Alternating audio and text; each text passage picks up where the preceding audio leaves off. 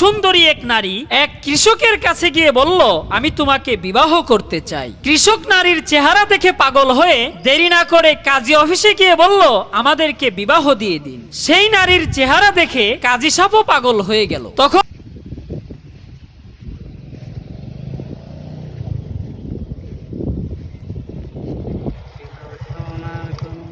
আসো আসো, এটা এদিকে আসো, বাইকটা এখানে রাখো।